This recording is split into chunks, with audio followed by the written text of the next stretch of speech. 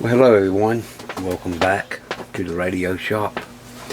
So I haven't been able to get many videos out lately. Work is still busy, and you know what little time I get in here is working on other equipment, and it's getting kind of tiresome, especially with work. But you know, that's the way life goes. I did apply for a position at work, and we'll know maybe in a couple of weeks how that goes, and everything goes right, things should start taming down pretty quickly, and then get more time out here in the shop to work on equipment and do videos. Got about, I don't know, 23 days of vacation left, so should have some time to get out here. Got the end of the month off, a whole week there, so more time to get out in the shop. Anyway, on to the video. I recently was talking with one of the guys at work, and his father was a ham operator. He became a silent key in the last year, and he had a bunch of stuff that he was selling off, and had a big old yard sale. And these are two pieces that nobody bothered to want. So anyway, he talked to me about them. He had them down at the storage unit. I went down first of the week, took a look at them, and picked them up. And what we got here is a pair of E.F. Johnson Viking II transmitters. Now, you know, these things are from the 50s. So they got a little age on them. You see the one on the right has the original paint, and the one on the left has, well, someone had a little fun with a silver and gray spray can. So we're going to have to see what we can do about that. Both of these rigs are pretty much complete. The gray and silver one was missing a lot of the tubes. I have most of the tubes in stock. The only thing I do not have is a good pair of 807s for the modulator, so we're going to have to pick up some 807s here in the near future for that. But the one on the right has all the tubes in it. The gray one was also missing the 6146s, and was also missing the, I think it was 5x4 rectifiers, which I had those in stock.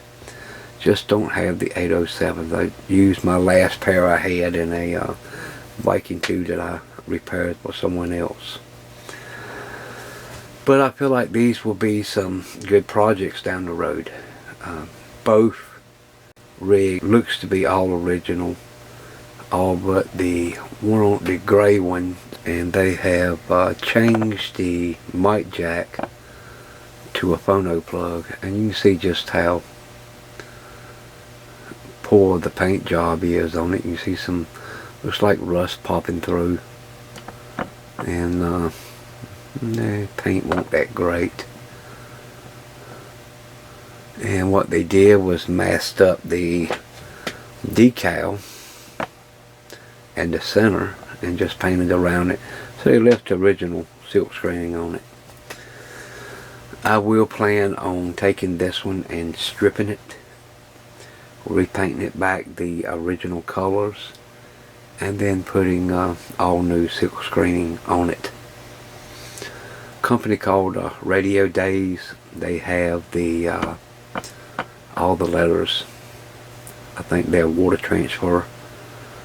So we'll have to be ordering some of those, and we can see, can't we take this one and make it look like I bought one. Now the other one, I am not going to do any cosmetic work but clean it up. I'm not going to worry about the paint on it. I like the originality. It doesn't look too bad. You can see someone had a sticker up there, and there's some tape residue left over.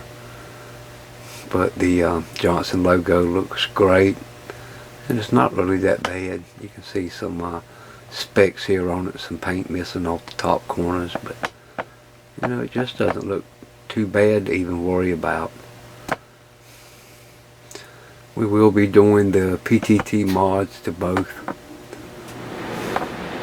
to get those working like they should. So we'll say we just tear into them, have a look at them, and see what we're up against. Now these Johnson Viking IIs were, you know, made by the E.F. Johnson Company during the 50s, and they are 10 through 160 meter AMCW amateur transmitters. There's no receiver in them. There's no VFO in them. They are crystal controlled. They'll hold up to 10 crystals. Slot 0 on the crystal control is for running the outboard VFO. So you can connect the VFO to them for full amateur band coverage through the 10 through 160 meters. Now, if you run the VFO, these have been used on 11 meters before, because the VFO does cover the 11 meter band. But these transmitters are, like Terry over at D-Lab will say, these are the 57 Chevys of the Johnson transmitters. These things just have superb and great sounding transmit audio.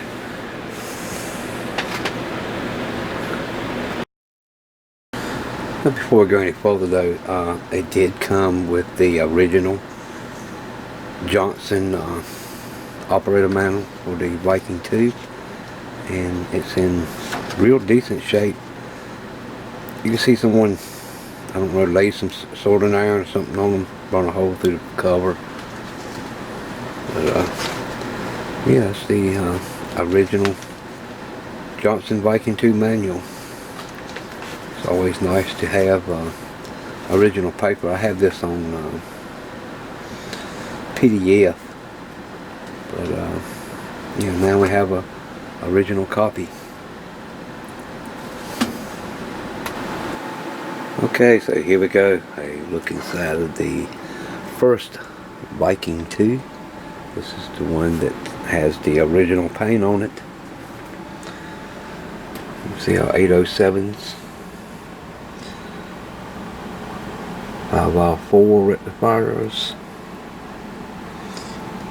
6146 is down there. You know, the radio doesn't look too awful bad. The chassis is kind of clean. That's interesting. 3.908 megahertz crystal. Interesting. CWAM transmitter with a 3908 crystal for lower sideband. I do see something here at the RF choke that doesn't look too good.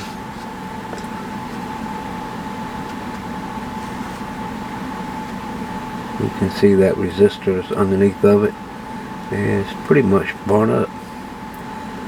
It'll have to be replaced. The Johnson label is all but gone inside. Pretty much everything looks pretty decent.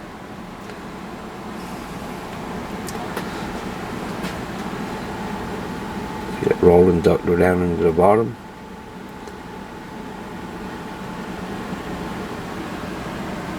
She doesn't look too bad. Some barrel wear exposed on the caps of those 807s. I'll have to fix that up.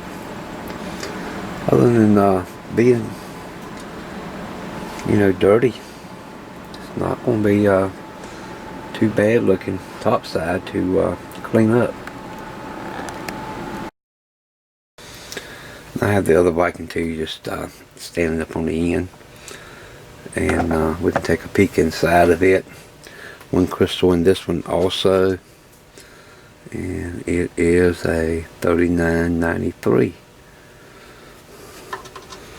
But you can see this one is a lot more dirtier than what the other one is. The chassis is just filthy. I did stick a set of 6146s in it. A couple of new 5R4s. But you can see I do not have the 807s for it. But it's all looks complete. Other than the 807s, I don't see anything that's burnt or bad on the top side. So, you know, has potential. This one's going to take a complete strip and clean and repaint the outer case and the front panel. Alright, so we'll get a look under the original painted Viking II, and as you can see, it's full of the original wax capacitors. All these have to go. No sense of even trying to run it with these old caps in it. Down here in this corner on the modulation section, there's a new modern style electrolytic just kind of floating around down there. So someone's had a go at that. There it is, I'm sorry. If you can see it just floating around down there. Somebody's had a go at doing some repair to it.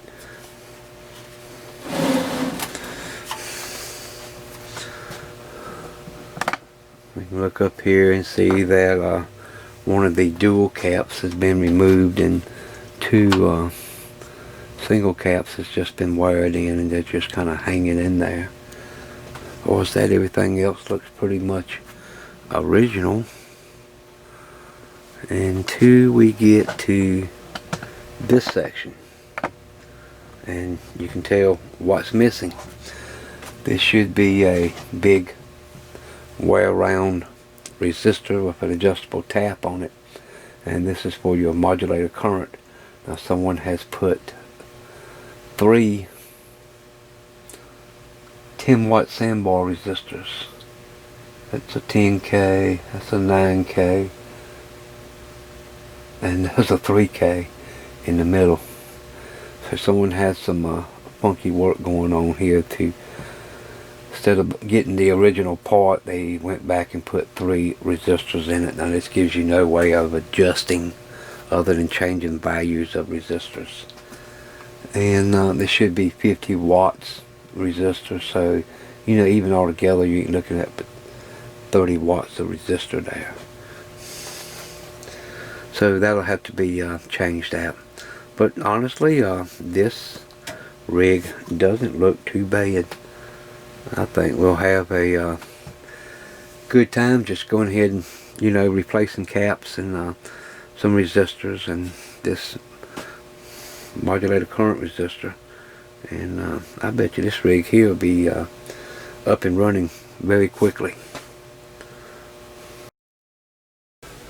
Okay, so here we're looking at the painted Viking, and these big old green resistors jump right out at you.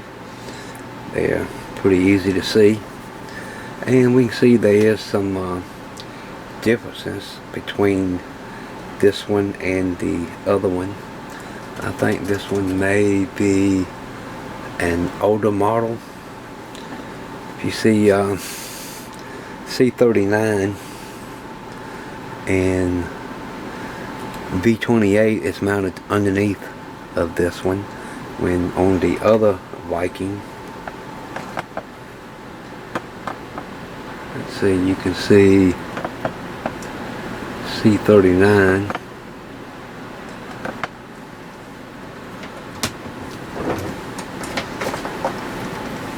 is right here going through the top of the chassis, and you don't see that little platform with the tube on it, and that's because it is mounted just over here and goes up on the upper side of the chassis. So yeah, some differences there in the two. But one of the first things that got my attention also was this relay. You notice there's a relay here. It's just a double pole relay. And if you look at this wiring, which is older wiring, it's going off and then is connected right to the back side of the plate switch. So it looks like somebody was trying to do some I don't know if they was trying to simulate PTT or what, but this relay has been added. Now the thing is, the relay, it looks like a period correct type of relay that would have been out on the time of this Johnson, but something doesn't look too right. We can see there's one lead that's running up here to the fuse, and then there's another lead from the other side of the coil on the relay that is running up into here. And when I look at it, let me rotate the radio here to the back, and you can see there's 3 wires coming out where the little crystal socket for the antenna relay should be. But someone's added these wires coming out the back.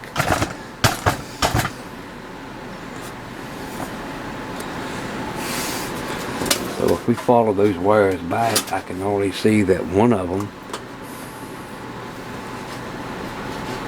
this one, is connected to one side of the coil of the relay.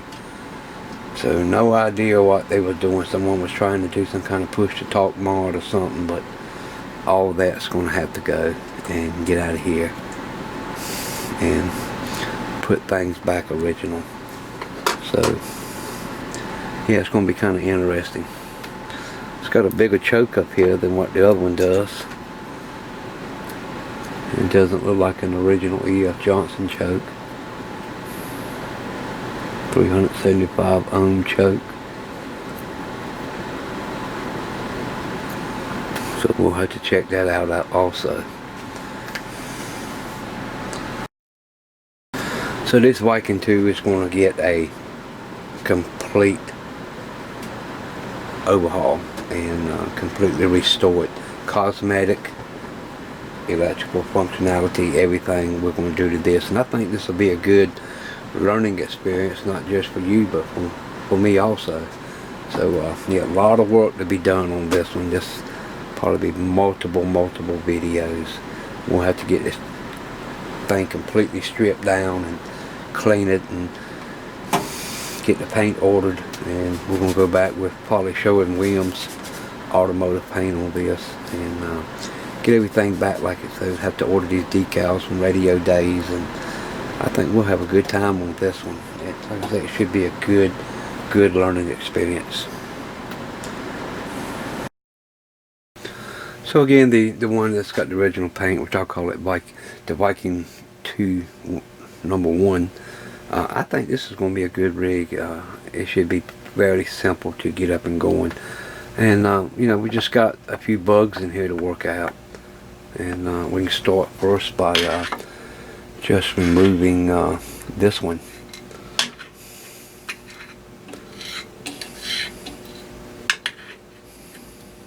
And it's a little June bug. So that's one bug out of it.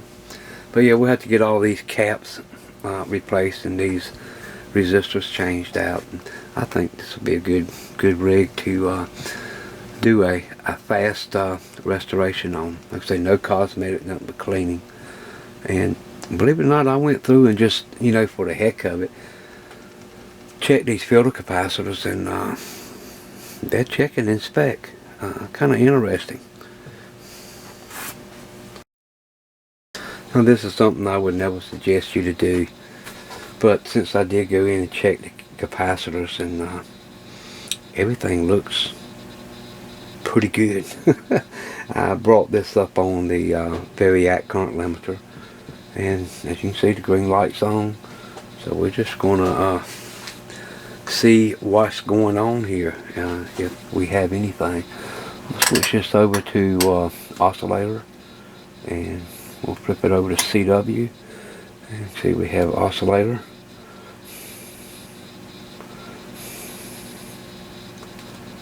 So that's looking good. We'll go over to buffer. Oscillator current's coming up.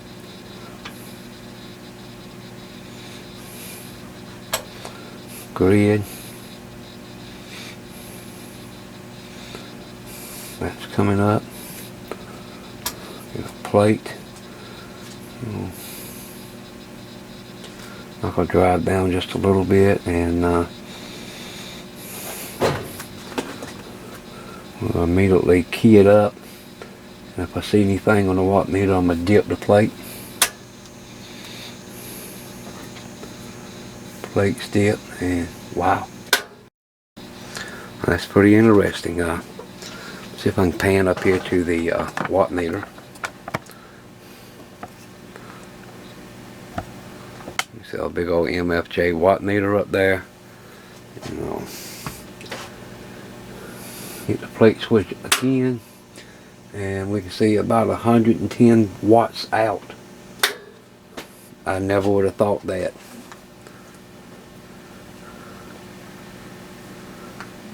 Very interesting.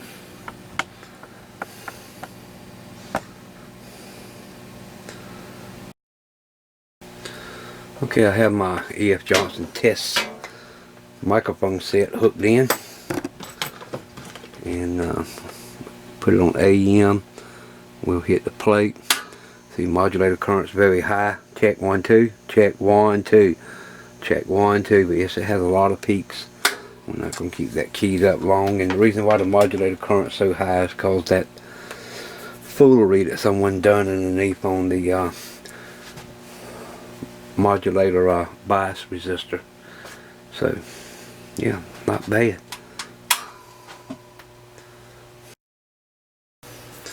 So looks like our one on the right is going to be a winner. The one on the left is going to really be a restoration project. Now, I wouldn't even think about plugging this one in, because first thing I done, I just went ahead and checked, and there's no need to even checking caps in these. Just go ahead and replace them. But I know I can do things a little safe, so that's why I went ahead and took the chance on the one on the right. I just had a good feeling about it looking at it.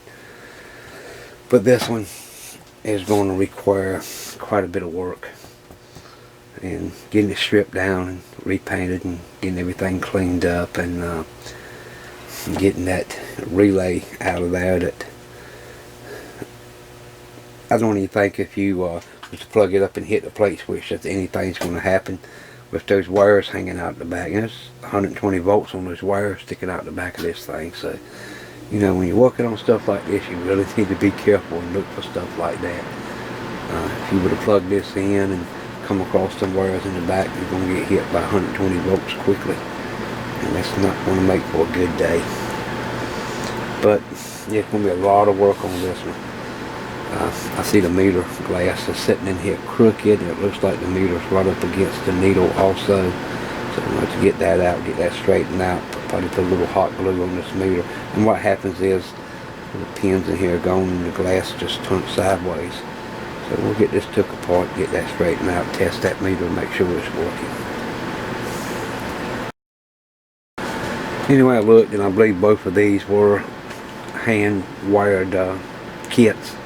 I didn't see no stamp in between the rectifier tubes. Knowing if it's a factory built, there would be a red stamp between them. I didn't see that. And there's just too many things that'll showing that they look like they were kits to start with. So anyway, I think we're going to have a good time on this in the future, trying to get both of these up and running like they're supposed to be, and should be educational for both of us.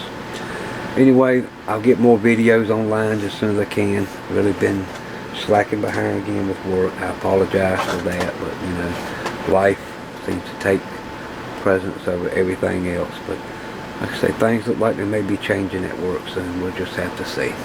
Anyway, until we get to the next video, everyone have a good day, and we'll see you then. Bye now.